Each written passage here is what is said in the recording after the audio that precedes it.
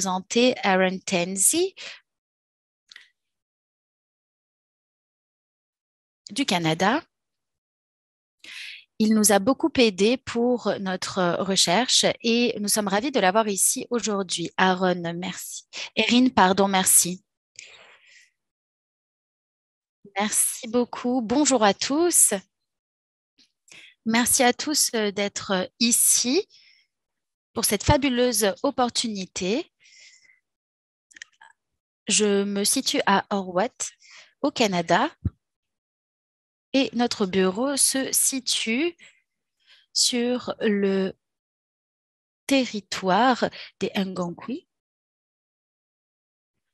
Je suis très heureuse d'être ici aujourd'hui avec Wigo et de participer à ce travail. Certains d'entre vous ont peut-être déjà participé à notre événement du mois de juillet où nous avons partagé des informations sur la première vague du COVID-19 et leur impact sur les travailleurs informels. Aujourd'hui, ce webinaire est un suivi de ce qui s'est passé au mois de juillet. Avant que l'on ne commence, j'aimerais vous parler de mon centre et de notre travail sur le COVID-19. Et cette recherche qu'on va présenter aujourd'hui nous a également beaucoup aidé. Notre bureau fournit des preuves pour apporter une relance après le COVID dans les pays à moyen et à faible revenu. On Il y a ce que l'on appelle le CORE, notre initiative CORE. C'est une initiative de 3 ans, une initiative de relance que nous avons mis en place l'an dernier. Le but est d'aider de la recherche qualitative pour apporter une réponse à la crise du COVID-19, surtout pour aider les femmes dans des groupes marginalisés pour pouvoir donc bénéficier de cette aide. On a mobilisé les institutions de recherche, des groupes de pensée et ainsi de suite pour que l'on pousse à plus d'initiatives, étant donné la crise qui se passe, étant donné le manque de cohésion sociale. Notre recherche a été menée dans 42 pays et cela permet d'avoir des preuves, des données pour mieux comprendre l'impact économique et social du COVID-19. Nous connaissons tous l'impact sur la santé, mais les impacts sociaux et économiques sont bien plus graves en fait. On essaie d'avoir une économie plus résiliente, plus inclusive et nos recherches aujourd'hui font partie de cette initiative et se concentrent sur l'impact du COVID sur les travailleurs informels. Également, quelles mesures devrions-nous appliquer pour que personne ne soit laissé de côté? Pourquoi? Eh bien, cette recherche est importante. Je prêche des convaincus, bien sûr, mais juste pour nous le rappeler, près de 2 milliards de travailleurs dans le monde sont des travailleurs informels. Et dans les pays peu développés, eh bien 90% des travailleurs sont des travailleurs informels et ils sont le plus touchés par cette crise économique due à la pandémie. Pendant plus depuis 18 mois, l'impact du Covid dans tous ces pays continue à se faire ressentir et continue de s'aggraver. Wico a collecté des données dans 11 villes, dans 9 pays pour savoir comment les travailleurs informels, les travailleurs à domicile, les vendeurs de rue, les récupérateurs de matériaux, comment sont-ils affectés, comment les hommes et les femmes vivent-ils cette crise. Nous partageons avec vous les informations que nous avons retrouvées. Ça a été le cas au mois de juillet. Ça a été la première étape, mais aujourd'hui, on va vous présenter les nouvelles preuves, les nouveaux résultats que nous avons recueillis et également les stratégies à suivre. On vous publiera ce PowerPoint qui sera également disponible sur le site de Wigo et de l'IRDC. Aujourd'hui, on va vous montrer que différents secteurs du secteur du travail informel a été affecté et, et que font les gouvernements nationaux et municipaux. Ce qu'ils font, ce qu'ils ne font pas pour aller vers une reprise économique. Et de plus, nous verrons ce que les gouvernements pourraient faire pour éviter ce qui se passe pour la majorité des travailleurs du monde. Nous avons ici de merveilleux panélistes. Il y a Mike Rogan, Sally River, qui est la coordinatrice internationale de Wigo. Il y a Shalini Sinha, qui est la représentatrice de Wigo en Inde. Et nous avons également 4 panélistes qui viennent de différentes organisations représentant les travailleurs informels. Il y a Shalouane qui est à Delhi et qui est travailleuse à domicile. Johnson Doe qui vient de Pune. Donc, c'est l'association des récupérateurs de matériaux dans les décharges à Accra. Il y a Josefa Marin qui est un représentant de Sure Weekend, une organisation des récupérateurs de matériaux à New York, et également Mohamed Etia, qui est un représentant de l'OB Street Vendors, qui est également à New York. Mike va commencer et puis il y aura une discussion entre les panélistes qui nous expliqueront ce qu'il s'est passé depuis le début de cette pandémie sur le terrain, comment les travailleurs informels vivent cette pandémie et également voir quelles réponses pourrions-nous apporter, ce qui a fonctionné comme mesure, ce qui n'a pas fonctionné. Et à la fin, nous aurons une discussion.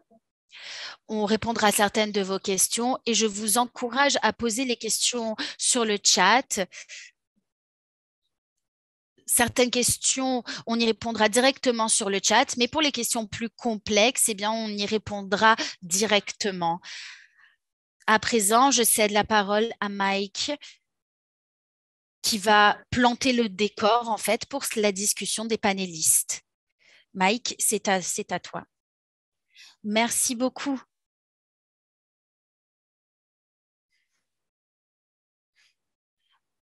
Pouvez-vous m'entendre et voir mon écran? Oui.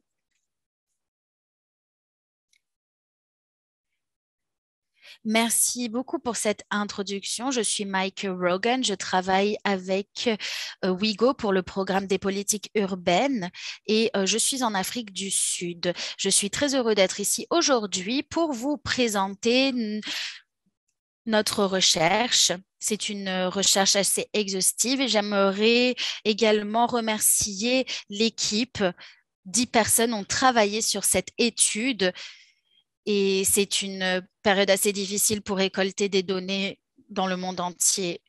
J'aimerais également remercier le CRDI pour nous avoir aidés avec cette étude et avec le webinaire. C'est un superbe partenariat pour nous. Nous sommes vraiment très reconnaissants. Merci. J'aimerais ajouter quelques points supplémentaires concernant la recherche avant d'entrer dans le vif du sujet. Ici, vous voyez une carte des 11 villes du monde entier. Donc, on va présenter cette recherche grâce à ces 11 villes et sur le site de Wigo, vous retrouverez des informations sur l'étude et également toutes les publications, les présentations qui découlent de cette recherche. Si quelque chose attire votre attention et vous souhaitez avoir plus d'informations, eh bien, je vous encourage à vous rendre sur le site de Wigo et d'obtenir plus d'informations. On vous enverra le lien plus tard. Il y a beaucoup de ressources sur le site. Donc, c'est la deuxième étape de notre étude. Nous allons recueillir des données en 2020, en 2021. Cette recherche est importante parce qu'on a essayé de suivre les mêmes travailleurs sur cette période. Donc, on les suivait tout au long de la pandémie et on a essayé d'interroger le plus possible les mêmes travailleurs. Aujourd'hui, je vais vous présenter les trouvailles en fait de cette recherche. On a mené une recherche qualitative et quantitative. Ce, ce que je vais vous présenter aujourd'hui, eh bien, c'est la première fois que je le présente.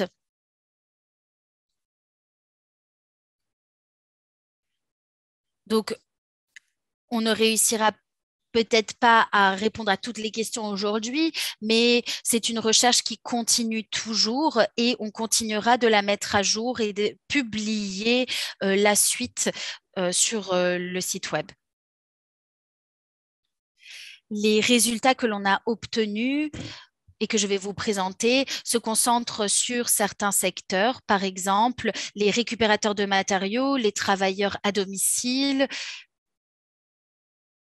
et également les vendeurs de rue. Dans certaines villes, on a récolté également des informations sur les vendeurs de journaux, sur les conducteurs de taxi. Mais aujourd'hui, on va se concentrer sur les premiers secteurs que j'ai énoncés et je vais vous dire quels résultats avons-nous obtenus depuis un peu plus d'un an.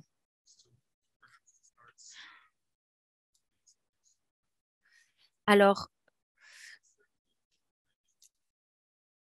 l'un des impacts les plus tangibles, les plus visibles que l'on a observé, eh bien, c'est le fait que les travailleurs ont eu du mal à gagner leur vie. Cela a eu un impact, bien sûr, sur leurs revenus.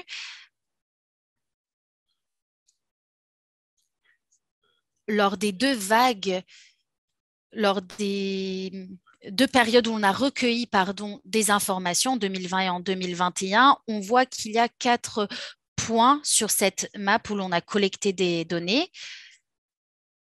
En février 2020, juste avant que la pandémie ne commence, on a recueilli des informations. Puis en avril 2020, dans la plupart des villes où l'on a mené la recherche, eh bien, l'étude, on a vu qu'il y avait un confinement ou des mesures de restriction appliquées.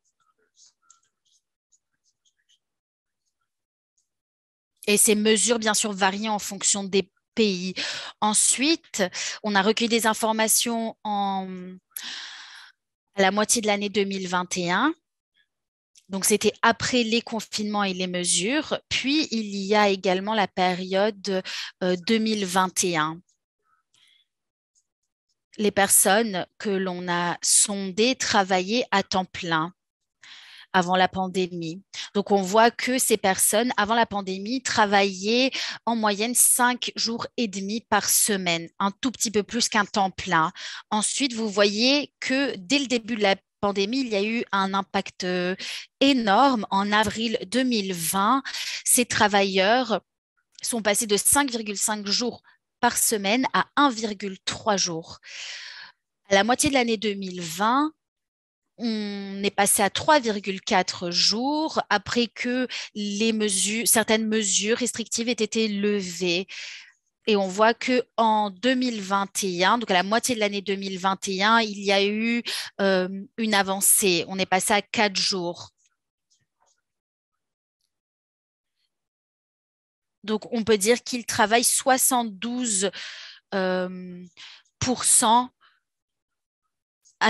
hauteur de 72% comparé à avant la pandémie. Donc, on n'est pas encore au niveau de avant la pandémie.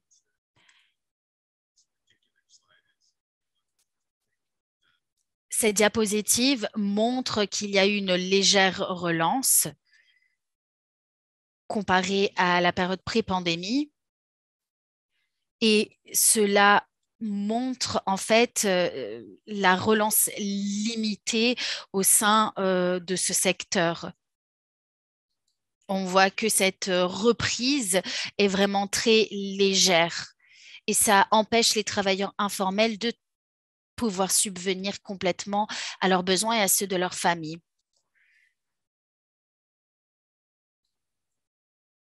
Et la situation était différente en fonction des pays et des villes.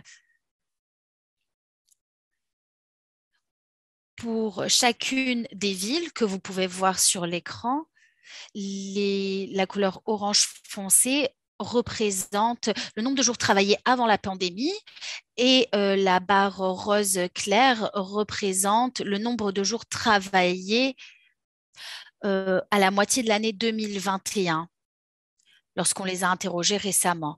Alors, on peut voir qu'il y a des variations entre les deux couleurs. Dans chacune des villes, on peut voir que les travailleurs travaillent moins qu'avant la pandémie.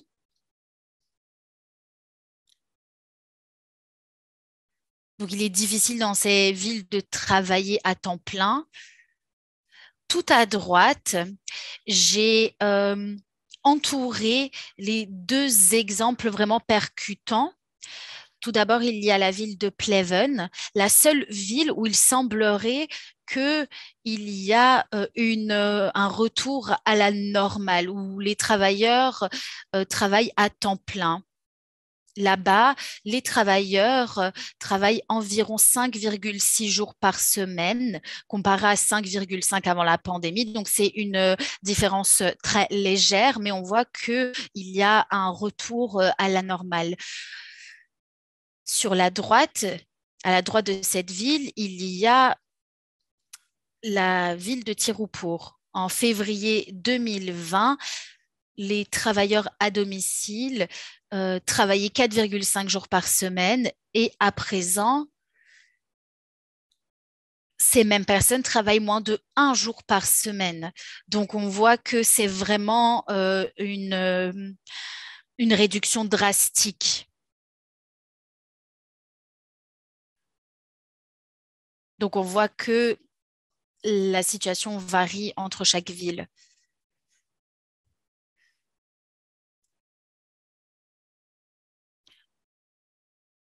Ensuite, nous nous sommes intéressés sur les salaires et l'impact que le Covid a eu sur les salaires.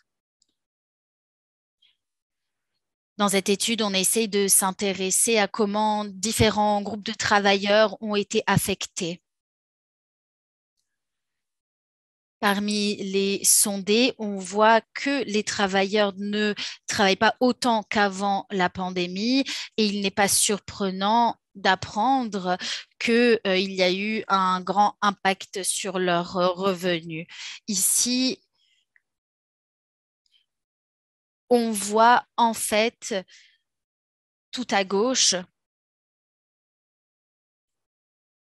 que lorsque l'on a interrogé les travailleurs avant la pandémie, on voyait que on voit pardon à droite que les travailleurs gagnaient pardon à la mi-2021 seulement 35% de ce qu'ils gagnaient avant la pandémie. Et ensuite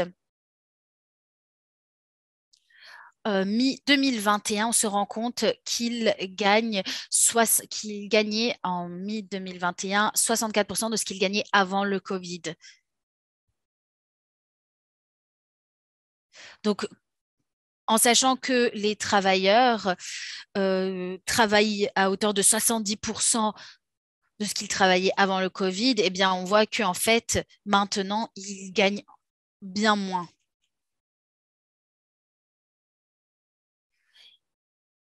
On a divisé ces informations obtenues en 4 catégories. Les travailleurs à domicile, les travailleurs domestiques, les travailleurs de rue et les récupérateurs de matériaux. On voit qu'il y a quand même une variation.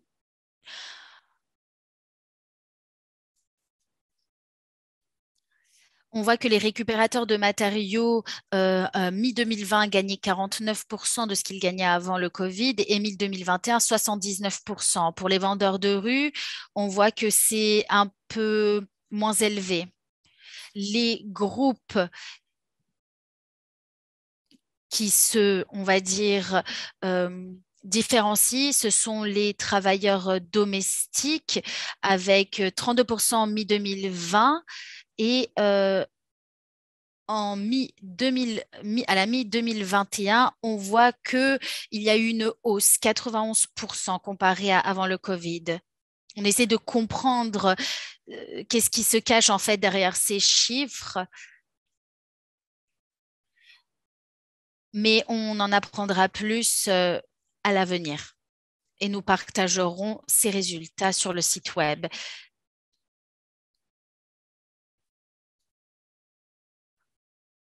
Mais on a surtout vu qu'il y a eu que les plus touchés ont été les travailleurs à domicile. Et on sait que les femmes ont surtout été affectées à cause des chaînes d'approvisionnement qui ont été perturbées. On voit que à la mi-2020, elles gagnaient seulement 10% comparé à avant la pandémie. Donc, elles ont perdu près de 90% de leurs revenus. Malheureusement, à la mi-2021, on s'est rendu compte que les choses ne se sont pas améliorées et que les travailleurs à domicile gagnaient seulement 2% de ce qu'ils gagnaient avant le Covid. C'est une terrible nouvelle. Nous en parlerons bien sûr lors de la discussion des panélistes, mais on voit que c'est dû au fait que les travailleurs ne peuvent plus en fait gagner leur salaire comme auparavant. Et on sait que ce n'est pas seulement le secteur de travail qui détermine l'impact de la crise sur les revenus. Bien sûr, les restrictions au niveau municipal et national jouent un grand rôle aussi. Donc, si on fait une comparaison des revenus au niveau des villes, on peut voir qu'il y a énormément de variations aussi en termes de reprise et d'augmentation des revenus. Donc, à nouveau, en orange foncé, ici, on a les données pour mi-2020 et en rose orange clair, nous avons les données pour mi-2021. Et à nouveau, les revenus sont présentés comme le pourcentage médian des revenus par rapport au niveau de revenus pré-COVID. J'ai à nouveau entouré ici les extrêmes, les exemples extrêmes. Donc, nous avons Bangkok, Pleven et Tirupur.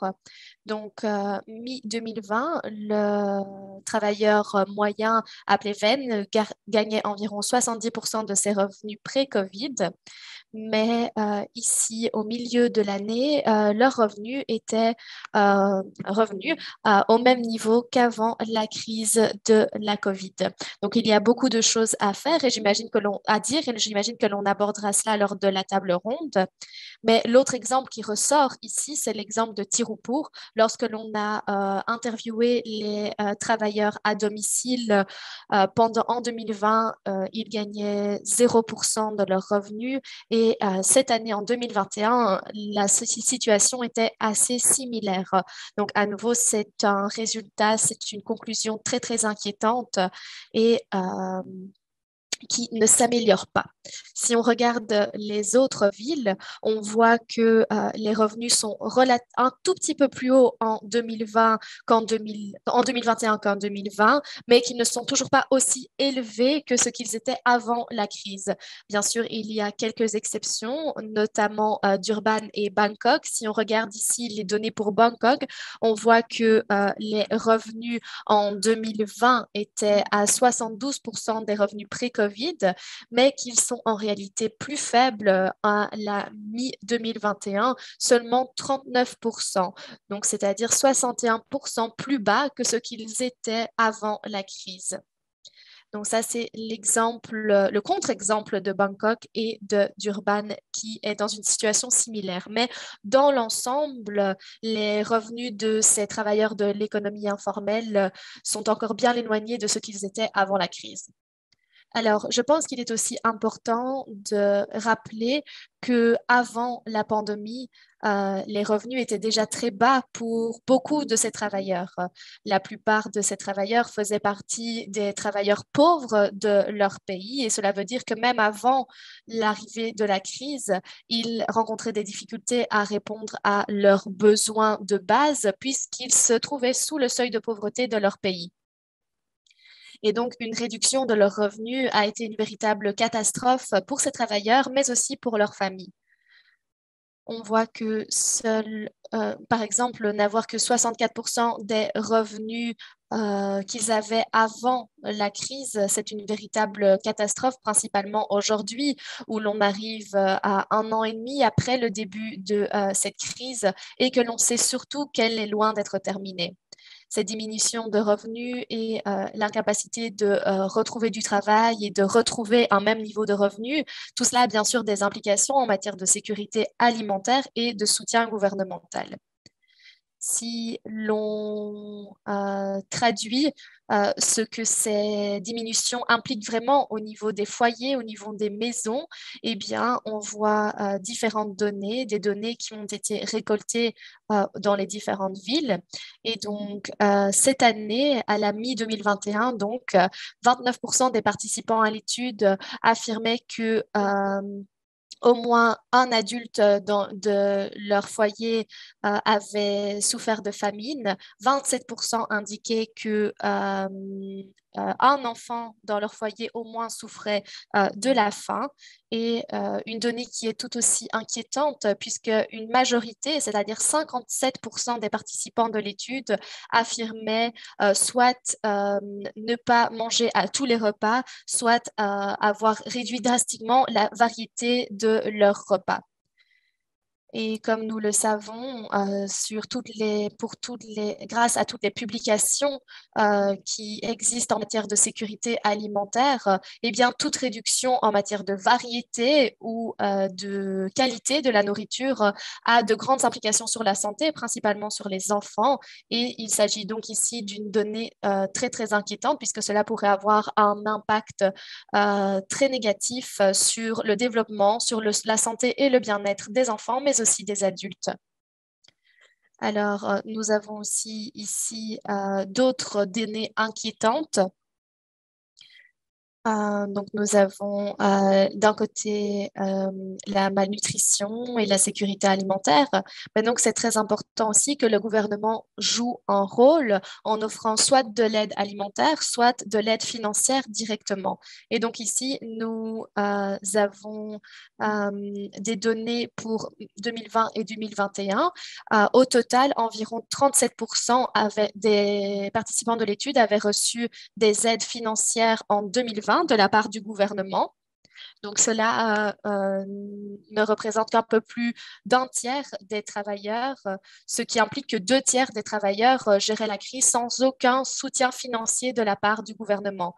Mais même lorsque le gouvernement offrait des aides, celles-ci ne remplaçaient souvent pas les revenus que les travailleurs avaient avant la crise. Alors ici, à nouveau, nous avons ventilé les données par ville. Et on peut à nouveau voir des grands écarts entre les différentes villes. Donc en orange foncé, nous avons ici les données pour 2020 et en rose clair, nous avons les données pour 2021. Et si on regarde les données pour le total des participants, pour toutes les villes, on peut voir que seuls 2% supplémentaires affirmaient avoir reçu de l'aide financière de la part du gouvernement en 2021 par rapport à 2020. Alors, cette augmentation a été principalement liée à l'augmentation dans 2 villes, à savoir Durban en Afrique du Sud et Lima au Pérou. puisque dans ces deux villes, environ 60% des travailleurs ont reçu des aides financières de la part des gouvernements grâce à des programmes d'aide financière ou des programmes d'aide d'urgence dans ces pays qui ont été lancés en 2021 principalement. Alors, les résultats de ce graphique, la conclusion de ce graphique, eh bien, c'est que la plupart des travailleurs gèrent cette crise de manière autonome, sans l'aide de leur gouvernement et luttent du mieux qu'ils peuvent contre l'insécurité alimentaire. Alors, pour conclure, je vais simplement aborder certains points des données quantitatives de la deuxième partie de notre étude. Alors aujourd'hui, tous les journaux parlent de ce nouveau variant qui a émergé dans de nombreux pays développés, mais aussi en développement. Il semblerait que la pandémie ne soit pas encore terminée, mais je pense que pour la plupart des travailleurs de l'informel dans les pays du Sud, eh bien, le message principal, c'est que cette pandémie ne s'est jamais arrêtée en fait. Ils sont encore très, très loin de tout ce qui pourrait ressembler à une reprise ou une relance économique. Alors, ce variant, bien sûr, n'est pas une bonne nouvelle pour ces travailleurs non plus, mais ça renforce simplement le fait que la crise continue et depuis environ 1 an et demi. Je pense qu'il est aussi important de souligner l'impact de la crise sur les moyens de subsistance des travailleurs à domicile qui ont été simplement décimés sans aucune aide d'urgence disponible. Et on le sait, c'est un secteur qui est principalement composé de femmes dans le secteur informel. Alors, comme je l'ai déjà mentionné aussi, la plupart des travailleurs de notre échantillon sont identifiés parmi les travailleurs pauvres de leur pays et ce n'est donc pas surprenant que l'impact sur leur travail et sur leurs revenus ait coïncidé avec une crise en matière de sécurité alimentaire. En outre, malgré la longueur et la gravité de la crise, le soutien gouvernemental continue à être d'un côté inadéquat, mais aussi très inégalitaire entre les différents groupes. Même lorsque les travailleurs ont reçu de l'aide de la part du gouvernement, que ce soit sous forme de soutien alimentaire ou de soutien financier, eh bien, cette aide n'a pas été adéquate pour remplacer les revenus qu'ils avaient avant la crise. Il faut aussi souligner que la plupart des travailleurs s'endettent davantage, vendent certains de leurs biens, grappillent leurs économies afin de lutter contre les effets de la crise. Et très, très peu de travailleurs ont reçu des mesures d'annulation de la dette ou de prêts afin de relancer leur entreprise au mieux. Alors ici, le pourcentage est assez faible pour ce qui est de mesures de ce type. Erin a également mentionné que 90% des travailleurs des pays en développement sont des travailleurs de l'économie informelle. Au niveau international, les travailleurs de l'informel représentent 61% des travailleurs. Et donc, il est très, très difficile de considérer une relance économique mondiale si les travailleurs de l'économie informelle sont toujours laissés pour compte et n'arrivent toujours pas à obtenir les revenus qu'ils obtenaient avant la crise. Et je pense qu'il ne serait pas exagéré de dire que si nous n'arrivons pas à trouver une manière d'aider ces travailleurs, eh bien, ça n'a pas de sens d'essayer de réfléchir à une relance économique. Dans tous les cas, merci beaucoup pour l'intérêt que vous portez à cette étude et n'hésitez pas à à visiter notre site Internet pour voir les résultats que nous avons déjà publiés, que nous allons continuer à publier. Nous collaborons avec des institutions de recherche et si vous faites vous-même partie d'une telle institution, eh bien, n'hésitez pas à nous contacter. Nous serions ravis de mettre en place des partenariats supplémentaires. Pour l'instant, je vous remercie simplement pour votre écoute et pour votre intérêt. Je rends la parole à Erin. Merci, Mike. C'est que je me sens un peu émotive, je dois bien le dire. Ces résultats, ces conclusions sont très, très difficiles à entendre, même si, bien sûr, on doit faire face à cette réalité. Et tu as tout à fait raison, il n'y a pas de bonne reprise si 90% des travailleurs des pays en développement ne sont pas inclus. On a parlé des revenus, ces revenus qui ont drastiquement chuté, principalement pour les travailleurs à domicile. Les chaînes logistiques, les chaînes d'approvisionnement ont été brisées et les gouvernements ne profitent pas de cette opportunité pour investir dans une relance qui touche tous les secteurs. Donc voilà, c'est très très triste et c'est difficile à entendre, mais je vais maintenant lancer la table ronde après cette présentation très claire et très précise de l'étude. Et je vais d'abord donner la parole à Chalouben, qui est travailleuse de l'informel à Delhi. Chalouben, namasté.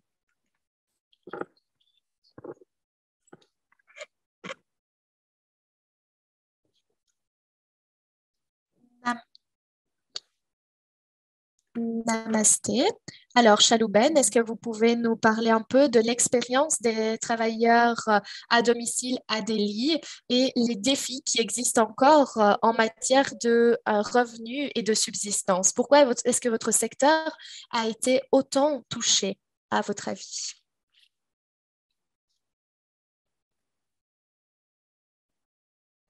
Oui, alors moi, je m'appelle Chalou. Je suis travailleuse à domicile et je fais du travail d'inventaire, je fais de la couture notamment. Et j'aimerais vous dire que avec la crise, l'année 2020 a été très, très compliquée pour moi. J'ai fait face à de nombreux problèmes dans ma vie. Mon mari a perdu son travail. Cela a eu un impact très négatif sur ma famille parce qu'il n'y avait pas d'argent pour l'éducation des enfants, par exemple. Il n'y avait pas de travail. Mon mari était au chômage. Je devais bien sûr payer mon loyer, je devais payer mes charges, mais je n'avais pas d'argent pour aucune de ces choses. Je n'avais pas d'argent pour m'occuper de mes enfants non plus. Euh, je ne pouvais pas payer leurs frais scolaires. C'était très difficile aussi. C'était une situation très difficile à l'époque. Et donc, toutes les travailleuses comme moi ont été grandement touchées par la pandémie de COVID. Donc, toutes les travailleuses à domicile faisaient face au même type de problème, c'est-à-dire que nous ne pouvions plus avoir de travail, les contracteurs ne nous donnaient plus de travail. Et lors de la deuxième vague de COVID, euh, beaucoup de mes compatriotes ont perdu la vie et donc il y avait beaucoup de craintes liées à cette deuxième vague. Nous ne pouvions pas sortir de chez nous pour pouvoir travailler. Et donc, c'est à ce moment-là que nous avons reçu de l'aide de SEWA, j'ai reçu des masques, j'ai reçu des rations alimentaires aussi de leur part. Je me suis, j'ai joué un rôle de leadership à ce moment-là. J'ai aussi essayé de soutenir mes sœurs qui étaient touchées de la même façon. J'ai essayé de soutenir les autres travailleurs en leur donnant des masques, par exemple. Et bien sûr, nous avons du travail aujourd'hui, mais la reprise est très, très lente.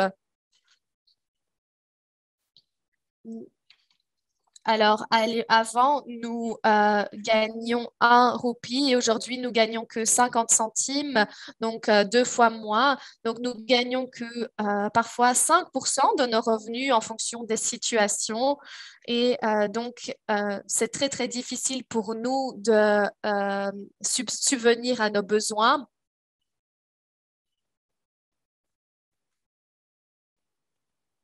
Et donc, aujourd'hui, mes sœurs et moi-même faisons face à énormément de difficultés face à la pandémie de COVID-19. Beaucoup de mes sœurs ont migré vers les villages parce qu'il n'y avait pas de travail ici dans les villes. Leurs maris étaient au chômage également.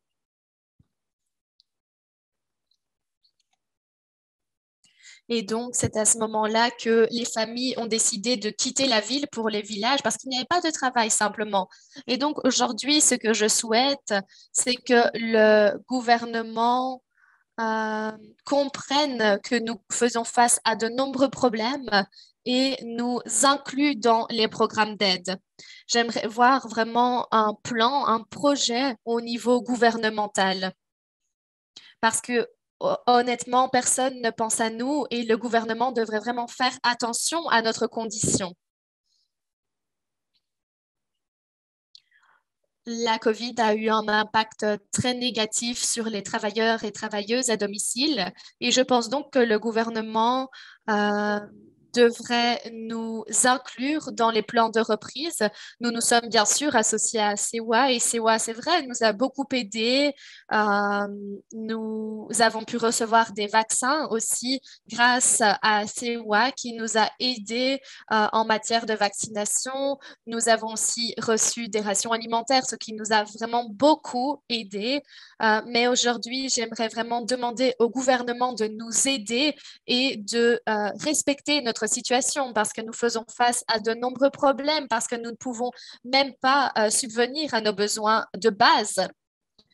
Et donc, nous devrions être identifiés, nous devrions être respectés, nous devrions affirmer, bien sûr, que nous sommes en période de pandémie. Et il est vrai, cette pandémie a touché tout le monde, mais nous ne recevons aucune aide de la part du gouvernement. Le gouvernement n'a pas augmenté nos revenus et ne nous a pas donné d'aide sous aucune forme. Et donc, c'est ce que nous souhaitons voir aujourd'hui. Nous souhaitons que les choses changent. Merci beaucoup, Chalouben. Ce que vous avez dit est très, très clair, ce que vous avez expliqué aussi. Oui, alors je vous remercie. Merci beaucoup de m'avoir donné la possibilité de parler. Et j'espère vraiment que certains membres du gouvernement vous ont écouté aujourd'hui, puisque vous avez très bien parlé des besoins des travailleurs à domicile à Delhi, mais dans l'ensemble de l'Inde aussi. Et je suis sûre que votre situation est semblable à celle d'autres travailleurs partout dans le monde. Alors, je vais rester à Delhi maintenant, mais je vais passer la parole à Shalini. Shalini, votre recherche s'est penchée sur les implications de la crise sanitaire sur les revenus des travailleurs à domicile à Delhi. Alors, Shalou nous a donné des informations très intéressantes sur la situation concrète. Mais comment est-ce que les travailleurs de l'informel sont impliqués et quel est le soutien dont ils ont besoin de la part du Merci gouvernement? beaucoup, Erin, de m'avoir donné l'opportunité de m'exprimer et merci également à Chalouben qui a parfaitement présenté la situation. Avant de passer aux autres secteurs, j'aimerais dire que les travailleurs à domicile sont invisibles et même les échantillons de Delhi. On voit que dans les quatre secteurs, les travailleurs à domicile étaient ceux qui gagnaient le moins. Donc, ce secteur, enfin, les travailleurs à domicile ont été les plus touchés, mais la- il n'y a pas eu un retour à la normale pour les autres secteurs également. La situation est très compliquée à Delhi. Il y a beaucoup de travailleurs informels. 80% des travailleurs à Delhi font partie du secteur informel. Il y aurait environ 4,1 millions de travailleurs informels. Et pour tous les secteurs en général, on voit que les revenus restent faibles comparés à la situation pré-Covid. Et aussi, on voit qu'il y a une faible reprise.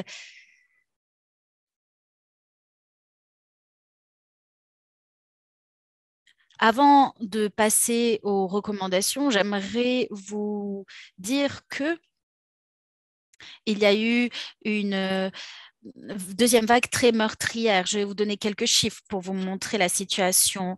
Au pic de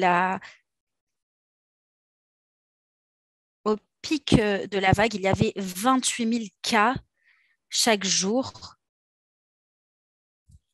et des milliers de morts. En outre, il y avait peu de médicaments, il n'y avait pas assez de lits, il n'y avait pas d'oxygène dans les hôpitaux. Il y a eu un confinement de avril au 31 mai. Et ce confinement n'était pas aussi mal perçu que le couvre-feu pour les travailleurs qui ne pouvaient pas donc se déplacer, surtout dans les quartiers surpeuplés où ils vivent. À Delhi, nous nous sommes intéressés aux quatre différents types de travailleurs. Moi, je vais vous parler des récupérateurs de matériaux et des deux autres secteurs. Chez les récupérateurs de matériaux, on a vu qu'ils travaillaient moins de jours et qu'ils gagnaient moins qu'avant la pandémie. Pourquoi? Eh bien, lorsqu'on les a interrogés, on s'est rendu compte que c'est qu'ils n'avaient pas, qu'ils ne réussissaient pas en fait à se déplacer ou à travailler à cause des restrictions.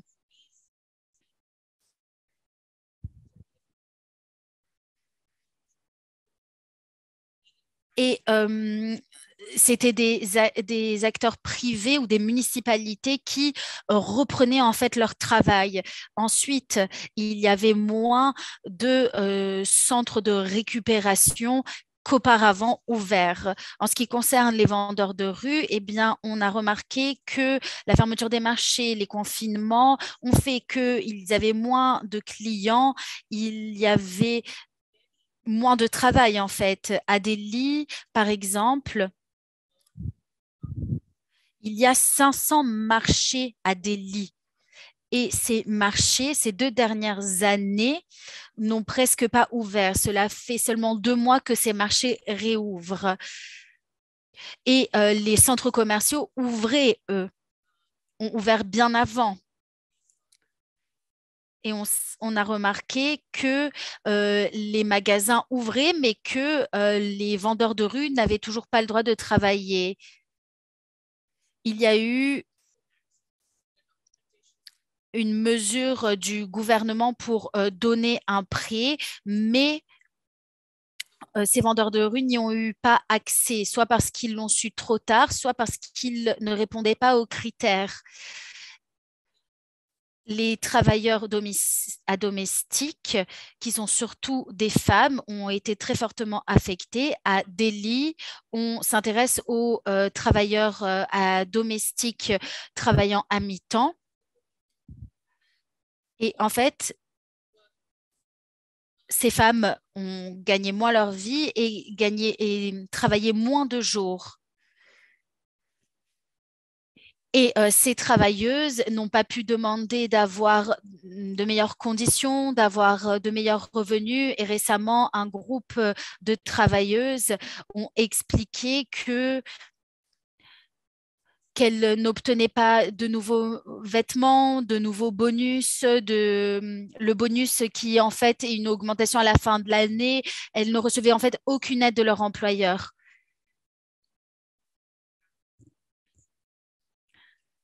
On a vu également que le travail qu'elle prestait auparavant, en fait, a été repris par des plateformes en ligne, par des applications en ligne.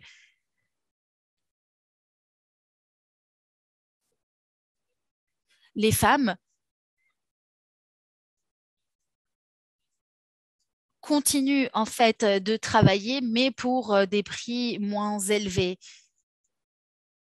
Donc ça, c'est pour ce secteur-là, mais on a remarqué que il y a eu en règle générale une baisse de leur épargne, une baisse de leurs revenus, et ces travailleurs ont expliqué qu'ils ont eu du mal ils ont eu du mal à remplacer cette épargne qu'ils avaient consommée.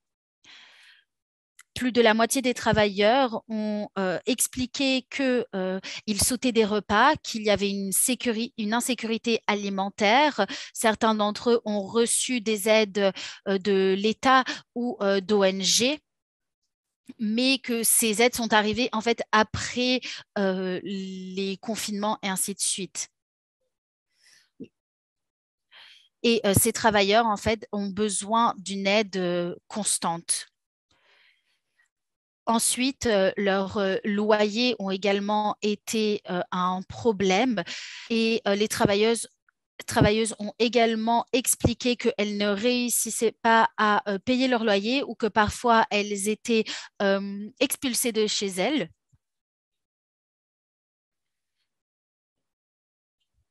À Delhi, on a également observé qu'il y a eu le master plan. C'est un master plan pour la ville pour les 20 prochaines années. Dans un pays comme l'Inde,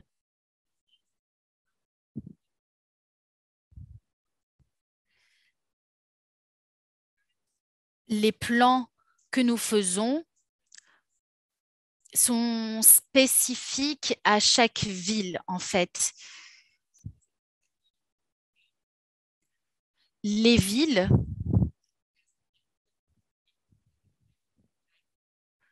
ont eu un grand impact, en fait, sur les moyens de subsistance à cause des mesures de confinement, des mesures de restriction. Ensuite,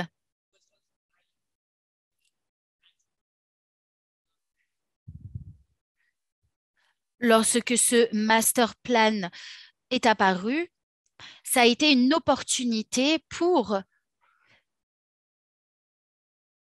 essayer de faire des efforts pour que la ville aille vers une reprise économique pour tous. Et on a mené une campagne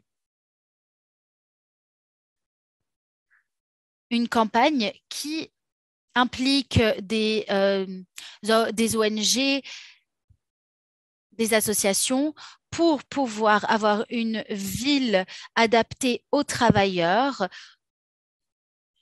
pour prendre en compte le logement, le genre et les travailleurs informels. Dans le passé, on a essayé de faciliter la participation des travailleurs pour pouvoir avoir un impact sur leur ville, pour que leur ville représente leur travail, leurs besoins. J'aimerais conclure en disant que à Delhi, le gouvernement devrait fournir des moyens de subsistance à tout le monde de manière égalitaire et pour essayer euh, d'aller d'aller dans cette direction. Merci beaucoup. Merci beaucoup. On voit que c'est vraiment un problème très complexe et c'est dur de se dire que les gouvernements ne prennent pas même des toutes petites mesures pour aider un grand nombre de personnes dans les villes. Passons maintenant à l'Afrique et à la ville de Accra au Ghana. Vous représentez les récupérateurs de matériaux dans les décharges. On aimerait bien savoir comment la pandémie a eu un impact sur votre travail et sur les personnes avec qui vous travaillez. Comment vous essayez d'y faire face? Merci beaucoup. Merci pour cette superbe opportunité.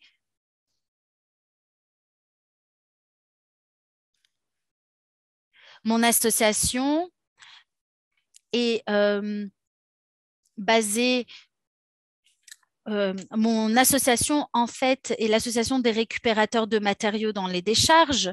Ça fait 30 ans que l'on existe.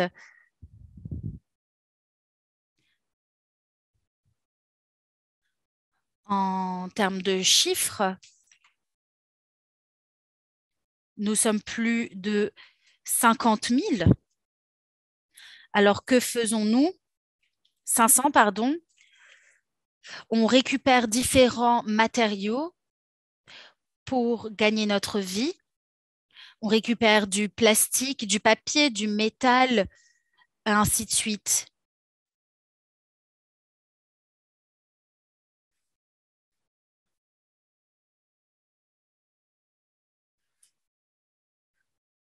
On gagne notre vie en récupérant des matériaux et en les revendant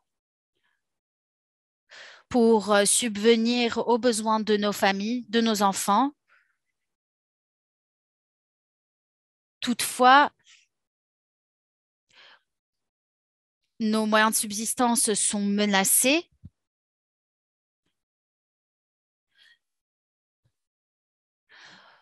Nous faisons face à de nombreux problèmes, toujours. Avec le début de la pandémie,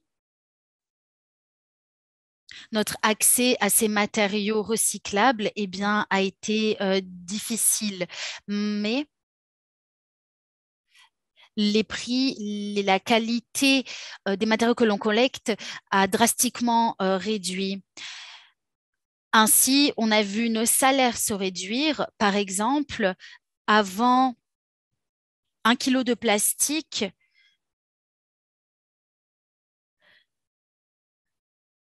valait 3 CD et maintenant c'est plus que 1,5. Il y a une autre menace, la fermeture de notre site d'enfouissement. Il y a beaucoup de discussions à ce sujet.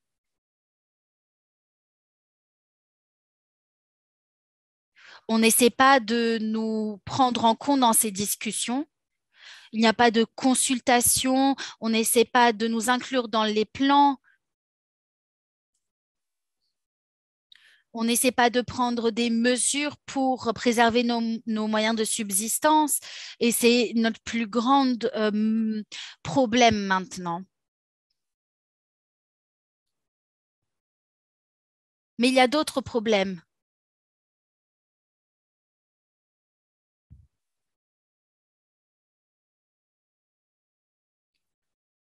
Il y a d'autres problèmes ici.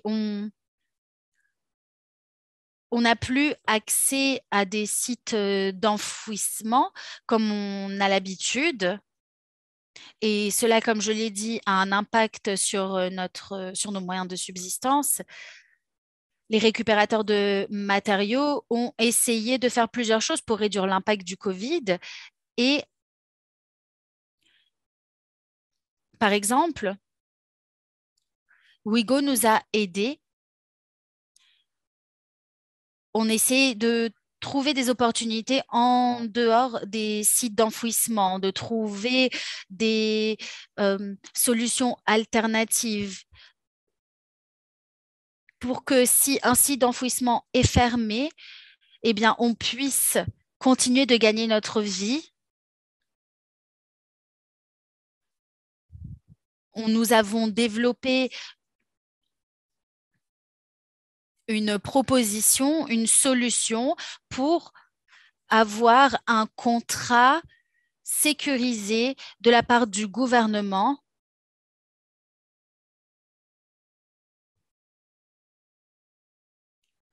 pour également améliorer les conditions de travail.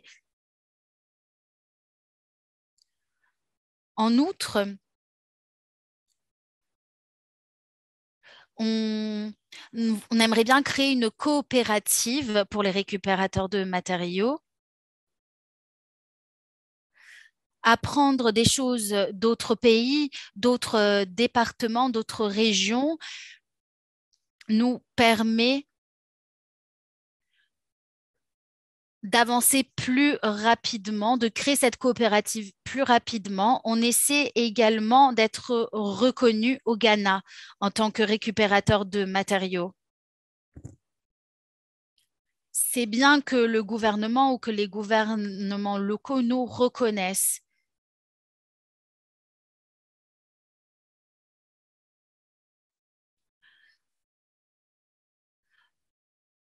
Avoir l'aide de la communauté, de la société, eh bien, ce serait bien. On se bat pour avoir cette reconnaissance. Au sein de notre association, on essaie d'obtenir plus de soutien et d'apporter du soutien aux plus vulnérables chez nous, les plus âgés, les malades. par exemple. Et à notre niveau, on essaie de leur fournir une aide, même si ce n'est pas assez, eh bien, c'est bien que l'on travaille ensemble, que l'on s'unisse, qu'on essaie de leur fournir une aide. Et également en ce qui concerne le Covid, on s'entraide. On essaie de faire en sorte que nos membres soient informés sur cette maladie. On fournit des formations. On explique quelles mesures il faut que nous, en tant qu'association, on adopte. Merci beaucoup. Merci pour cette opportunité. Merci Johnson. Oui, je pense que vous avez mentionné des éléments semblables à Chalouben. Vous demandez le respect et la dignité humaine dans le travail quotidien que vous menez. Vous demandez aussi que l'on reconnaisse votre travail et les contributions que vous apportez à vos communautés. Donc merci beaucoup. C'était vraiment très intéressant. Alors, je vais maintenant me tourner vers euh, Josefa qui est aux États-Unis. Donc, contrairement aux autres villes, qu'est-ce qu'il se passe à New York? Quels sont les besoins et les revendications actuelles? Alors, je m'appelle Josefa Marine et cela fait plus de 10 ans que je suis récupératrice de matériaux. Et qu'est-ce que je peux dire? Eh bien, c'est un travail qui demande beaucoup d'heures d'engagement. Il faut recycler de nombreuses heures par jour. Et bien sûr, c'est quelque chose de très important. Nous nous connaissons tous entre récupérateurs de matériaux. Et nous avons plusieurs revendications, notamment avoir un lieu où nous retrouver, où nous pouvons travailler, recycler. On demande aussi que l'on soit mieux payé. Euh, ils nous donnent un peu plus de 5 centimes, mais ça reste compliqué. Qu'est-ce que l'on demande? Eh bien, on demande que l'on nous donne plus de matériaux à recycler avec une caution parce que de nombreux produits n'ont pas de caution et donc nous n'arrivons pas à obtenir des revenus. On demande également une situation future dans laquelle nous serons vraiment inclus en tant que travailleurs. Alors, nous demandons aussi qu'ils augmentent le prix à 10 centimes parce que tout le reste a augmenté. Les loyers ont augmenté, les commodités de base ont augmenté aussi. Nous devons obtenir plus d'objets à recycler et c'est très difficile pour nous parce qu'il faut produire encore plus d'efforts qu'auparavant. Et c'est ce que nous essayons de faire vraiment, mais l'objectif reste de survivre. Euh, nous voulons simplement que quelqu'un nous écoute et augmente le prix par objet à 10 centimes. Ce serait vraiment une avance énorme pour nous, un progrès énorme parce que par le passé, cela nous permettait aussi de de gagner notre vie. Aujourd'hui, il y a plus de 10 000 récupérateurs de matériaux ici.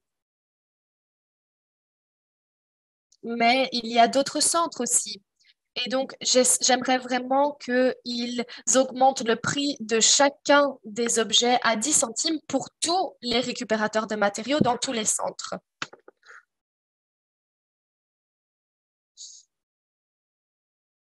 Et donc, pendant la pandémie, c'est vrai que ça a été très difficile. Euh, Mais on ne peut même pas se plaindre parce qu'ils nous ont donné un peu de soutien, c'est vrai.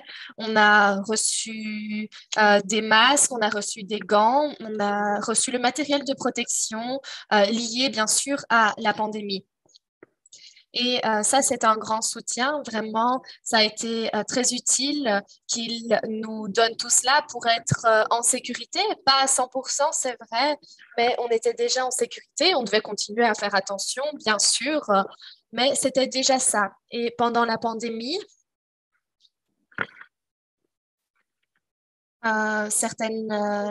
certains programmes ont été mis en place, certaines choses ont été construites, mais bien sûr, le problème, c'était que nous n'avions aucun endroit où nous pouvions vendre.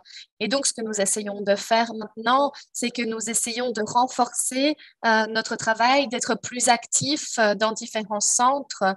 Et aujourd'hui, euh, eh bien, nous ne pouvons plus parce que tous les prix ont augmenté. Le prix de l'essence, le prix du carburant, le prix des produits de base au supermarché. Et donc, pour tout ça, c'est difficile pour nous aussi, les récupérateurs de matériaux. Et donc, si on commence à réfléchir, eh bien, je pense qu'on peut dire qu'on est des travailleurs essentiels et donc le gouvernement devrait nous tendre la main. Nous sommes des travailleurs importants pour eux aussi parce que nous aidons l'économie. Nous collaborons, nous nettoyons les rues, nous récoltons les poubelles, comme ils l'appellent. Et donc, j'aimerais vraiment qu'ils nous reconnaissent, oui. Nous faisons face de discrimination dans la rue à cause de notre travail, mais ça ne devrait pas être comme ça. Les gens devraient se montrer solidaires envers nous parce que justement, nous vidons les rues de leurs poubelles et c'est notre travail. Notre travail, c'est leur poubelle en fait, vraiment. Donc voilà, qu'est-ce que je peux dire d'autre? Eh bien, c'est très important, comme j'ai dit, qu'ils augmentent le prix des objets recyclés, mais surtout qu'ils reconnaissent notre travail et notre contribution à l'économie. Je ne sais pas d'autre, je ne sais pas ce qui pourrait être fait d'autre, mais bien sûr, tout ce que je vous ai déjà dit est très, très important parce que nous aidons, nous collaborons, nous contribuons à l'écologie aussi. Et nous faisons en sorte que tous ces déchets ne finissent pas dans les océans et nous les recyclons. Et donc ça, c'est très, très positif d'un point de vue de l'économie aussi et de l'écologie, pardon. Donc ça, c'est très, très positif pour les petits poissons, pour tous les animaux marins, parce qu'ils ne se retrouvent pas avec ces déchets dans leur environnement. Moi, je vois des documentaires et je sais que normalement, ces objets finissent dans les égouts et puis dans les océans. Et nous, ce qu'on fait, eh bien, c'est qu'on les récupère. Et donc, je pense qu'ils devraient vraiment nous reconnaître comme travailleurs égaux et comme travailleurs importants. Merci beaucoup. Merci, merci beaucoup, Josefa. C'est vrai, vous êtes des travailleurs essentiels. Et le mot que j'ai vraiment retenu dans votre intervention, c'est la solidarité. C'est tout ce que vous demandez finalement, de la solidarité de la part des gens qui vivent dans votre ville, de la solidarité par rapport au travail que vous fournissez. Et votre message était très, très clair. Donc, merci beaucoup, vraiment. Maintenant, je voulais simplement donner la parole à Mohamed, qui représente les vendeurs de rue à New York. Mohamed, est-ce que vous pouvez nous en dire un peu plus sur la manière dont vous soutenez les vendeurs de rue et les travailleurs de l'informel en cette période? Oui, bien sûr. Merci beaucoup, Erin, de m'avoir invitée et merci à toutes et à tous pour le travail incroyable que vous faites. Merci pour cet événement aussi. C'est vraiment très triste d'entendre les expériences de tout le monde, surtout Chalouben. J'aimerais vraiment la remercier d'avoir partagé avec nous son expérience, ses difficultés. Euh, je m'y identifie beaucoup. Cela résonne vraiment par rapport à ce que je vois dans ma communauté au quotidien. Ce que les vendeurs de rue voient ici, eh bien, c'est exactement ce que tous les travailleurs de l'informel vivent au quotidien à travers le monde. Les mêmes difficultés, les mêmes obstacles, la même discrimination, les mêmes défis. partout dans le monde. Et donc, ce que l'on demande, c'est assez similaire finalement. On demande une reconnaissance du travail que l'on apporte, une reconnaissance de notre contribution à l'économie, à nos villes et à nos pays surtout. Et on demande aussi un soutien dont on a grandement manqué. Et c'est plus ou moins pareil ici. Beaucoup pensent sûrement que New York se porterait bien. C'est une des villes les plus riches au monde. Beaucoup pensent qu'ici, personne n'a faim. Mais la COVID a mis en lumière que ce n'est pas vrai. Nous avons un système brisé. Nous avons au moins deux villes au sein de New York, sans doute plus même. Nous avons une ville pour les riches et nous avons une ville pour les gens qui ne peuvent pas se nourrir tous les jours, qui on n'arrive pas à travailler au quotidien, qui n'arrivent pas à répondre aux besoins de base de leur famille et à leurs propres besoins. On a pu voir ça à travers la pandémie, on a pu voir l'impact de cette dernière sur les vendeurs de rue, notamment, qui ont perdu entièrement leurs revenus.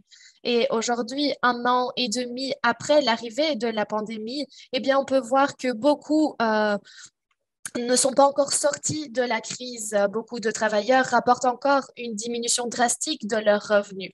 Et donc, ce que l'on fait aujourd'hui, en grande partie, c'est que l'on met en avant le fait que le système entier doit être remis en question, doit être révisé. Ce n'est pas une question de la COVID, en fait. Le COVID a seulement mis en lumière que le système était complètement brisé. Les vendeurs de rue font face à une crise depuis des années déjà. Ce n'est pas quelque chose de nouveau, ce n'est pas quelque chose que la COVID a créé.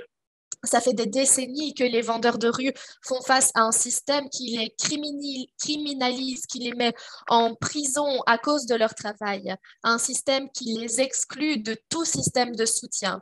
Et ça, on l'a vu, on l'a vraiment vu pendant la pandémie. Quand la pandémie a touché la ville, eh bien, beaucoup de travailleurs n'avaient aucun filet de sécurité. Tous les programmes gouvernementaux, eh bien, n'incluent pas les vendeurs de rue. Ils n'avaient pas assez d'épargne, ils dépendaient de leurs amis et de leur famille, et même de leur famille en dehors du pays. Certains contactaient leur famille au Mexique, en Égypte, et leur demandaient de l'aide, leur demandaient de l'argent pour pouvoir simplement manger le soir et pour pouvoir survivre à cette pandémie.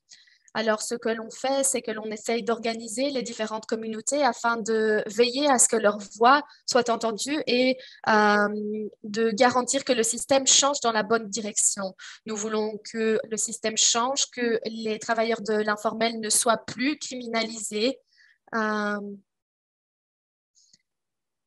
alors, il faut savoir aussi qu'ici, à New York, il y a eu une limitation qui a été imposée aux travailleurs de rue dans les années 70 et 80. Et donc, cela implique qu'il est très difficile pour les vendeurs de rue de travailler aujourd'hui et d'avoir les licences nécessaires pour le faire surtout. Et donc, ce que nous essayons de faire, c'est que ces limitations soient supprimées et que les vendeurs de rue aient les licences nécessaires pour pouvoir travailler.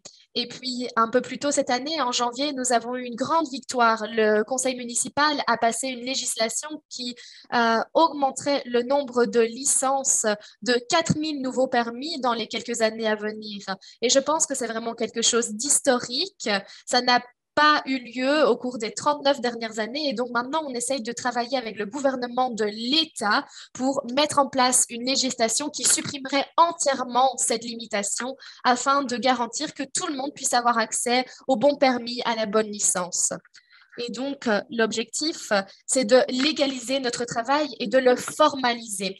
L'objectif aussi, c'est d'avoir une relance économique inclusive. Nous sommes vraiment épuisés de nous voir, d'être exclus tout le temps, à tous les niveaux.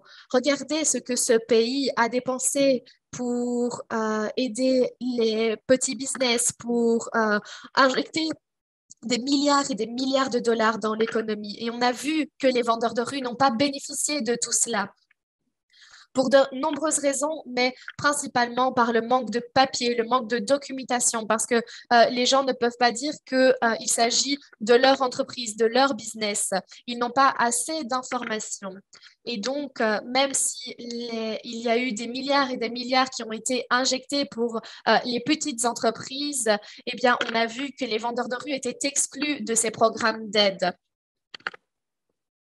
euh, les immigrants, les organisations d'immigrants à travers le monde, les travailleurs de l'informel aussi, demandent un fonds spécifique pour les travailleurs exclus, que ce soit les travailleurs immigrés, euh, les travailleurs de l'informel, etc. Ces derniers n'ont reçu aucune aide, même pas un seul chèque de la part de l'État. Et l'État a offert le premier fonds de 2,1 milliards de dollars pour les travailleurs de l'informel. Mais cependant, ce fonds a été épuisé au bout de 2 mois. Et aujourd'hui, nous sommes dans le même processus pour demander davantage de financement afin de s'assurer que personne ne soit laissé de côté, personne ne soit exclu et que tout le monde, surtout, puisse recommencer à vivre. Moi, j'aime beaucoup le fait qu'à travers le monde, nous avons les mêmes revendications parce que c'est exactement ce que l'on demande auprès de nos gouvernements locaux et nationaux à travers le monde. Je pense que les gouvernements, les travailleurs de l'informel ne doivent plus être exclus parce qu'ils contribuent à l'économie, ils contribuent à leur pays et à la planète dans son ensemble. Merci beaucoup. Merci Mohamed et félicitations. Ce sont deux très, très grandes victoires. C'est très inspirant et je suis sûre que ça inspirera aussi beaucoup de participants aujourd'hui. Alors, comme vous le dites, il y a encore beaucoup de travail à faire, mais c'est déjà un très, très bon début. Donc, merci beaucoup d'avoir partagé tout cela avec nous. Alors, j'aimerais maintenant poser une question à Sally. Sally, nous avons entendu parler de ces trois villes, Delhi, Accra et New York, parmi les 12 villes sur lesquelles vous vous êtes concentré dans votre étude. Mais j'aimerais que l'on prenne un peu plus de perspective, que l'on adopte une perspective plus large. Et donc, selon vous, euh, pourquoi est-ce que la reprise n'a pas lieu pour les travailleurs de l'informel, ou en tout cas pas comme on l'espérait, et quelles sont les opportunités que les pays devraient saisir en matière de planification économique et de reprise économique? Merci beaucoup, Erin. C'est un privilège d'être ici aujourd'hui. Merci pour cette question. Lorsque l'on prend du recul et après avoir écouté les expériences à Delhi, à Accra, à New York de ces participants, eh bien, on voit que ces témoignages reflètent plus généralement ce qui se passe dans la structure de l'emploi en général et l'approche également qu'on adopte pour la relance du travail. Tout d'abord, alors que se passe-t-il dans la structure générale du monde du travail? Eh bien, on s'aperçoit que la structure montre que de plus en plus de personnes travaillent sous euh, des nouveaux contrats de travail qui font très souvent partie du secteur de l'informel. L'une des questions dans le chat était de qui parlons-nous? Parlons-nous des travailleurs informels, des employeurs? Enfin, toute personne qui travaille est un travailleur et tout travailleur est sous un contrat et ce contrat peut être informel ou formel. Alors, comment ce contrat est-il bâti? Eh bien, les contrats informels sont une norme et les employeurs deviennent de plus en plus créatifs pour modifier ces contrats pour qu'ils deviennent informels. Et c'est un risque, c'est une menace pour les travailleurs. Les gouvernements également ont différents moyens pour qu'un contrat formel devienne informel. Par exemple, ne pas reconnaître le métier de quelqu'un, ne pas reconnaître un travailleur comme un travailleur. Donc, ça, c'est ce dont on parle ici. pendant le Covid, on s'est rendu compte que les travailleurs informels sont beaucoup plus affectés partout, par le virus, par les confinements, par les perturbations dans les chaînes d'approvisionnement. Pourquoi? Eh bien, parce que ces contrats n'offrent aucune protection dans aucun aspect, sous aucun aspect de cette crise. Et la reprise est plus longue s'il n'y a pas de protection, s'il n'y a pas un accès à une aide.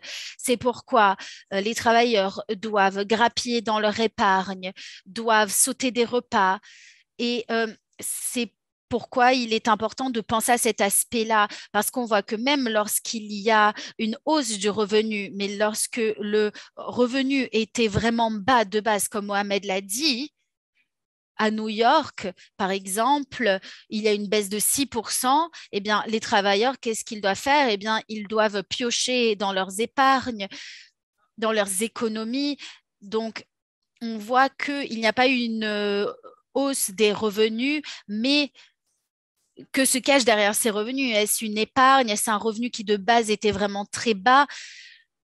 Le scénario général montre que aujourd'hui, au sein de notre réseau, on remarque que les travailleurs, les organisations font ce qu'elles peuvent pour survivre, pour se mobiliser, pour avoir des aides, pour trouver des programmes et ainsi de suite.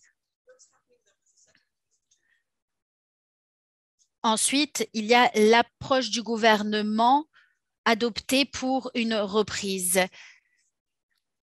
Donc, il y a ce cadre général de politique mise en place et il y a ces pays que l'on a étudiés. On s'est rendu compte que la majorité des travailleurs font partie du secteur informel et on voit que les plans de relance ne les prennent pas du tout en compte.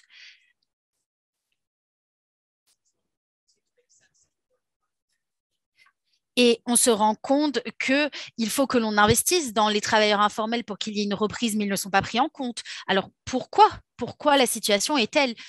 Pourquoi on ne voit pas plus de visibilité?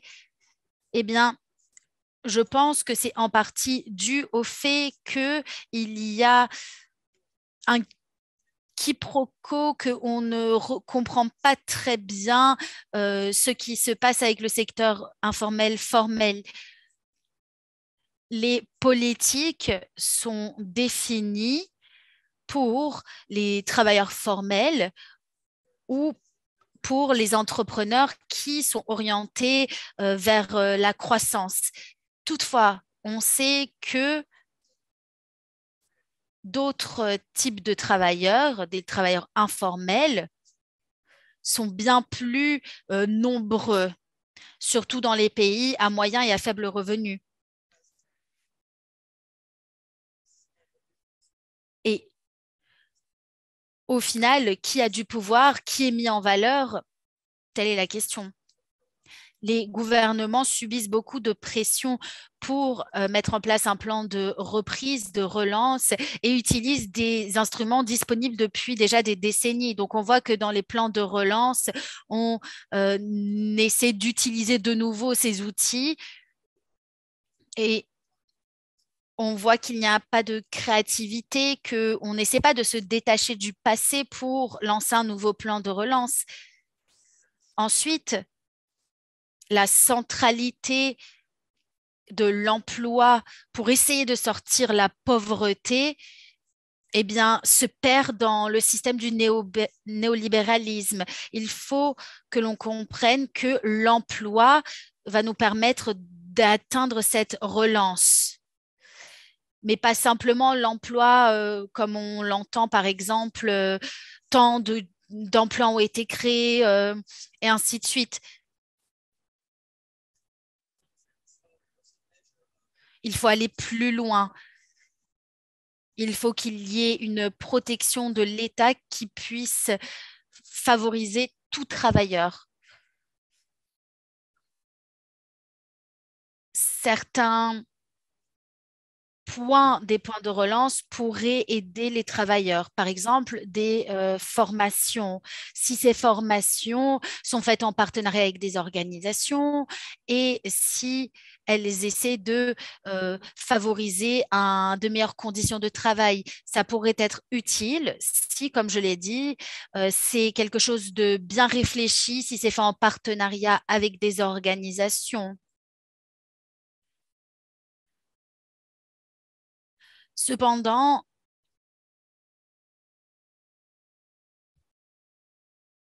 il faut prendre tout cela en compte, mais également prendre en compte tout ce que l'on a observé lors de l'étude.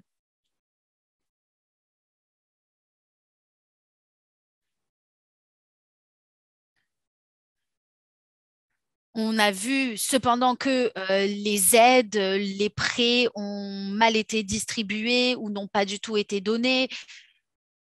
Je pense que ces mesures utiles vont prendre du temps à être mises en place, étant donné que de nombreux travailleurs ont tout perdu et sont maintenant obligés de sauter des repas, de moins manger.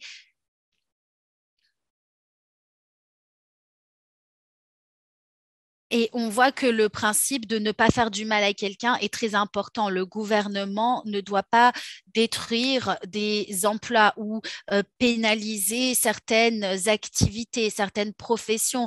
Donc voilà, limiter ce mal que l'on fait est vraiment très important. Mais ce dont on a vraiment besoin, eh bien, c'est une forme de connexion, un processus où un travailleur informel peut être visible, peut être vu comme un être humain qui a des besoins qui vont au-delà d'un salaire minimum. Et le gouvernement ne peut pas constamment utiliser les mêmes instruments. Il faut vraiment un changement de mentalité, de priorité. Il faut tout d'abord trouver un moyen de fournir le matériel nécessaire, les compétences nécessaires aux travailleurs, trouver un moyen pour aider les gens à pouvoir continuer à travailler, par exemple des aides financières, un accès aux vaccins, bien sûr avec un partenariat avec des organisations. Également trouver un moyen pour qu'il y ait une plus grande protection. Il y a des manières innovantes pour arriver à des instruments inclusifs, égalitaires. Il peut y avoir une, il peut y avoir une croissance plus inclusive si on prend tous ces gens en compte. Et avoir des politiques, des instruments qui sont aussi loin de la réalité, eh bien, ça ne fonctionnera pas. Il faut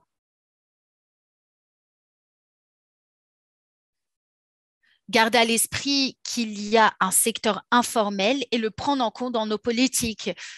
Voilà, je pense que c'est les points principaux lorsque l'on prend du recul en fait sur la situation. Voilà, merci beaucoup. Merci beaucoup, Sally. Et même connaître le nombre de personnes qui sont dans le secteur informel, même si le gouvernement connaît ces chiffres, eh bien, les répéter, les représenter, il faut le faire. Ce nombre est si impressionnant qu'on ne peut pas tout simplement l'ignorer. Et j'espère que les décideurs politiques, les législateurs finiront par voir ça. Merci beaucoup pour ce que tu viens de partager avec nous et merci de nous avoir expliqué comment on peut aller vers une relance économique en prenant en compte les besoins des femmes, des hommes et voir comment ces besoins ne sont pas forcément les mêmes. J'ai beaucoup aimé également le fait que vous ayez parlé de toute la paperasse de toute la documentation.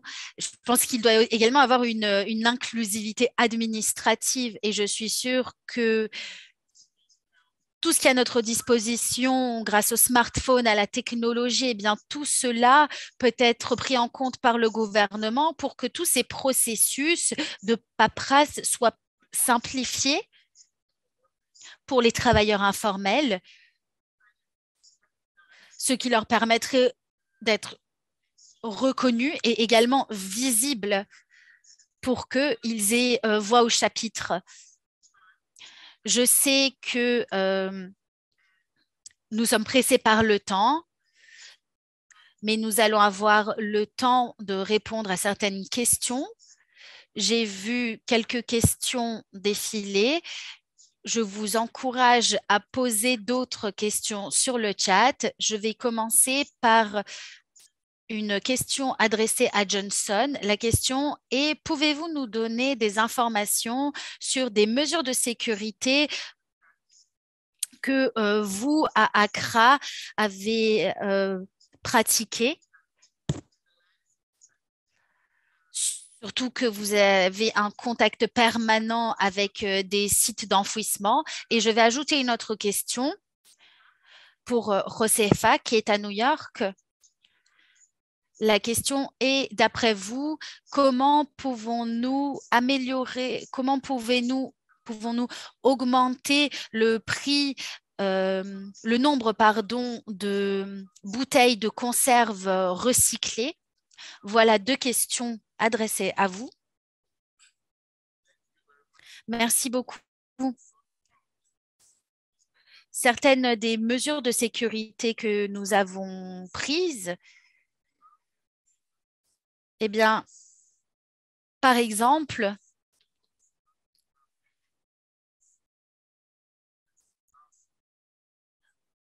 au sein des sites d'enfouissement,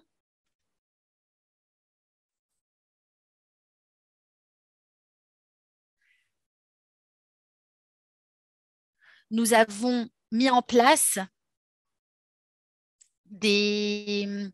nous utilisons par exemple des gants, des casques, un équipement en fait de sécurité et notre association fournit des masques, du gel désinfectant, des casques une fois par semaine et également nous avons mis à disposition des équipements qui sont sur les sites d'enfouissement H24 pour que les récupérateurs puissent laver leurs mains, se désinfecter et également on leur apprend comment ne pas être en contact avec des déchets médicaux, par exemple. Et également, ils ne devraient pas être trop en contact avec les déchets. Ils doivent maintenir une distance.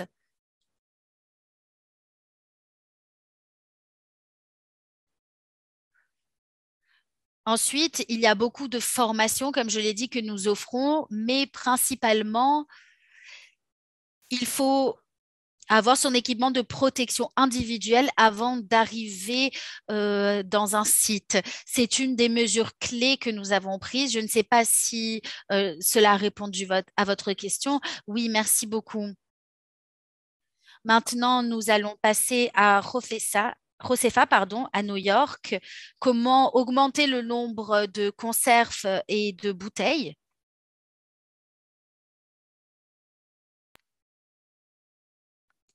Oui, merci beaucoup. Oui, alors, il y a de nombreuses manières de le faire, en fait.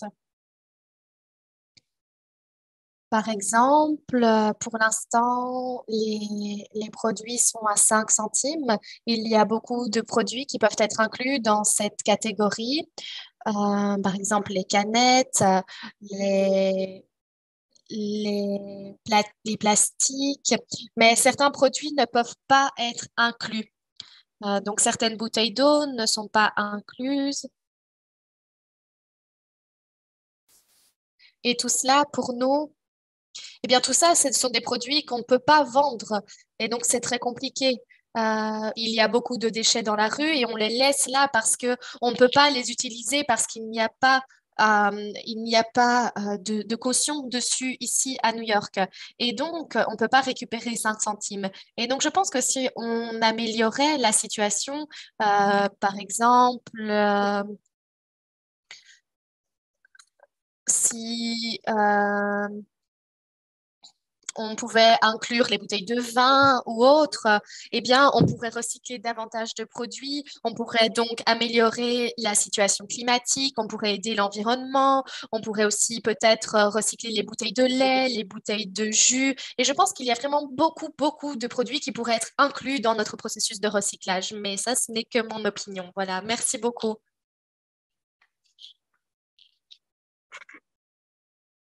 Merci, merci Rosefa. Donc, c'est une combinaison de problèmes en fait. Et je pense que ce que l'on dit, c'est que plus de choses devraient être recyclées et que vous avez besoin de plus d'espace pour pouvoir les recycler. Alors, je vais maintenant passer à... je vais voir un petit instant. Je vais lire un petit commentaire qui est ressorti. Donc, les retours économiques pour les membres. De nombreux membres soutiennent l'option de changer leur statut en statut de coopérative. Il est important de garantir qu'il y ait une bonne compréhension des implications économiques et statutaires de la mise en place d'une coopérative.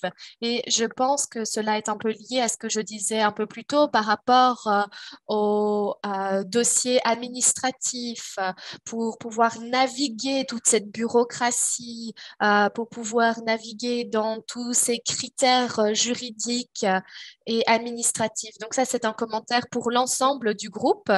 Et puis, il y a aussi une question plus précisément pour Mike ou Sally, peut-être. Quelles politiques sont mises en avant par les institutions et les organisations multilatérales et par les donateurs? Et comment est-ce que ces voix ont été utiles et ont soutenu les travailleurs de l'informel?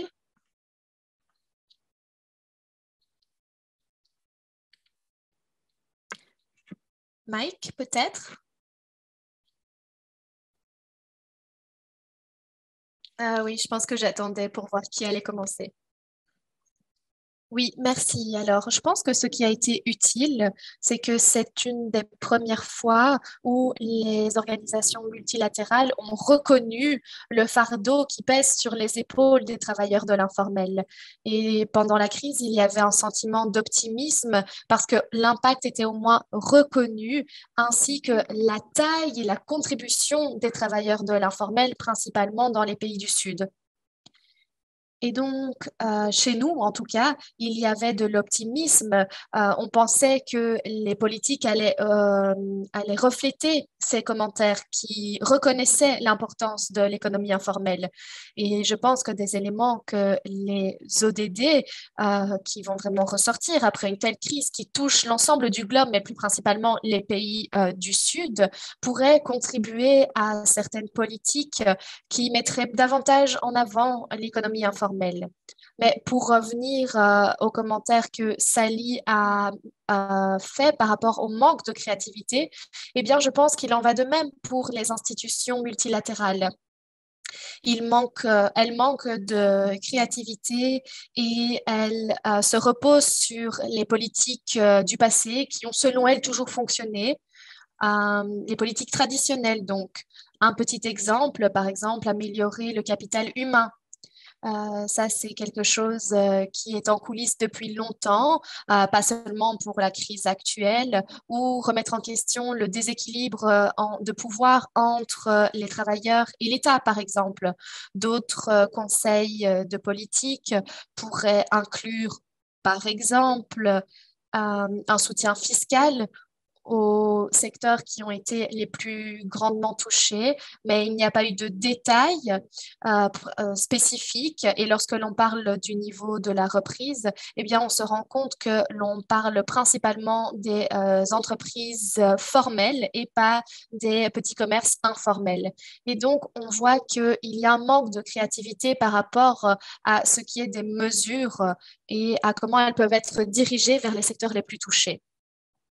Alors, de manière générale, on reconnaît que ce n'est pas le moment adéquat pour mettre en place des mesures fiscales d'austérité ou de répression, mais on voit que ce n'a pas été le cas dans de nombreux pays. On revient à l'austérité et plusieurs institutions multilatérales ont été assez prudentes lorsqu'il s'agissait de recommander l'austérité pour gérer cette crise. Et puis, je pense qu'il y avait aussi des politiques qui semblaient assez dangereuses de la part de certaines institutions multilatérales. Ces dernières ont parfois suggéré que mettre un terme à l'économie informelle pourrait être utile et parfois sans beaucoup de détails sur comment faire cela. Mais parfois, on mettait aussi en avant des incitants qui euh, diminueraient les impôts des entreprises formelles et en mettant des mesures punitives et des obstacles supplémentaires pour les petits commerces informels. Donc voilà, je pense que je suis un peu déçue de voir un manque de créativité et des mesures inefficaces d'un côté, et parfois même des mesures dangereuses ou très négatives qui ne comprennent pas bien la réalité du travail informel.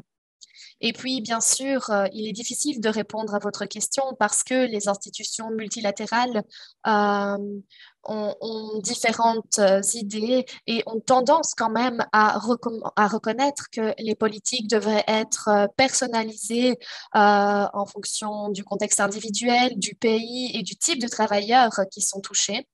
Mais le problème, bien sûr, c'est que l'on finit par voir les mêmes problèmes, c'est-à-dire le manque de créativité, le manque de mesures aussi qui auparavant n'ont jamais atteint les travailleurs de l'économie informelle non plus. Eh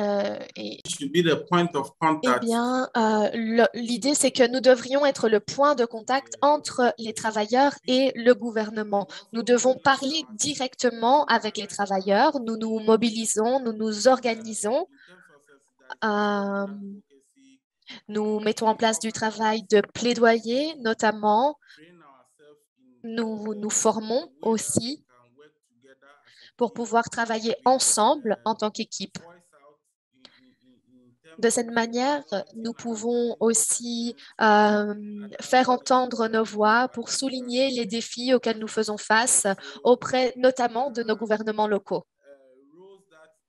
Il y a des rôles que les membres individuels jouent aussi à travers l'organisation. Nous pouvons mettre en place, par exemple, certains comités, certaines commissions qui se concentrent par exemple sur la mise en œuvre des politiques. D'autres comités se concentrent sur les gouvernements locaux pour les approcher, pour leur demander le soutien dont nous avons besoin. Certains membres représentent aussi l'organisation dans différentes réunions, notamment des réunions avec le gouvernement qui implique des mesures sur les récupérateurs de matériaux. D'accord, génial. Merci beaucoup, Johnson. Je vais maintenant donner la parole à Shalini pour qu'elle nous donne peut-être son avis sur la question. Oui, bien sûr.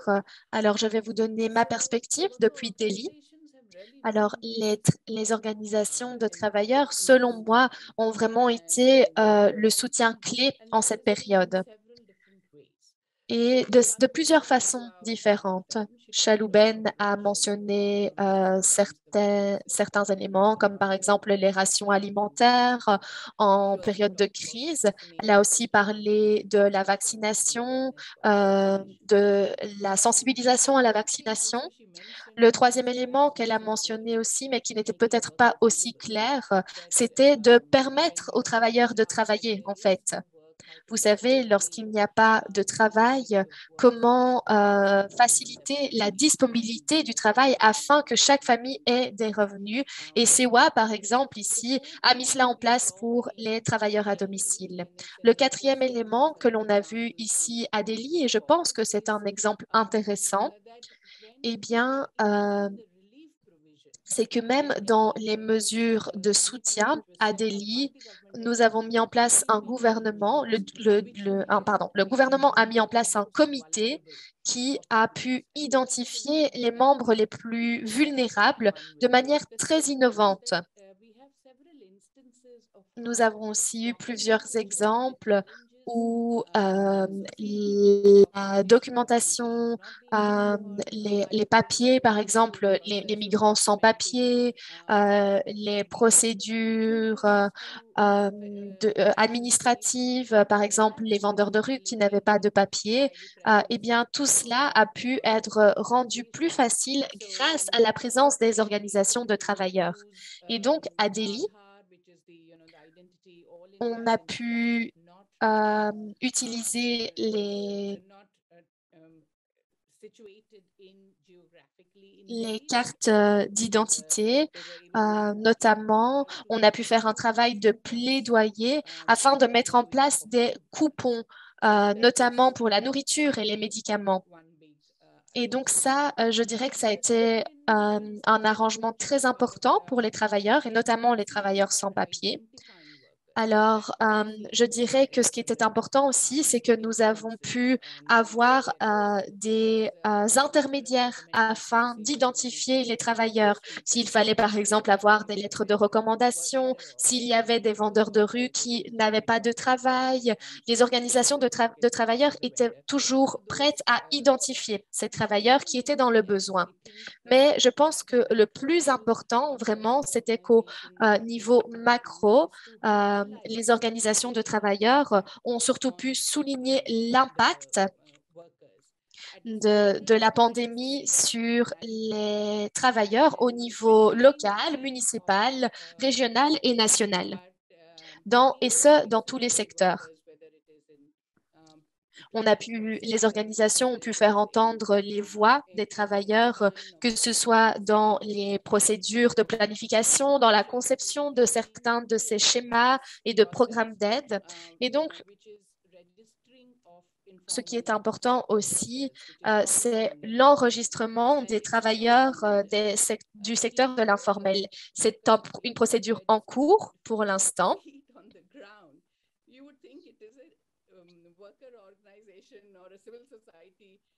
Mais en fait, on peut voir que le gouvernement a dit, d'accord, on va organiser cela. Et puis, en fait, après, ils ont abandonné la chose. Donc, qu'est-ce qui se passe? Eh bien, c'est que ce sont les organisations de travailleurs, de la société civile qui permettent vraiment que cette procédure soit mise en place sur le terrain. Et donc, tous ces programmes, tous ces schémas au niveau national dépendent beaucoup des organisations de travailleurs et des collectifs de travailleurs parce que ces derniers permettent de faire entendre la voix des travailleurs et de mettre en avant leurs revendications, selon moi en tout cas. Bien sûr, merci beaucoup, Shalini. Je pense que d'autres recherches que le CRDI a fait sur les organisations de base, les organisations de travailleurs, eh bien, permettent vraiment aux travailleurs de mieux s'en sortir. Et donc, c'est vraiment fantastique d'avoir plus d'informations sur ce point. Malheureusement, nous en arrivons déjà à la fin de ce webinaire. Nous avons vraiment passé un moment incroyable avec vous tous.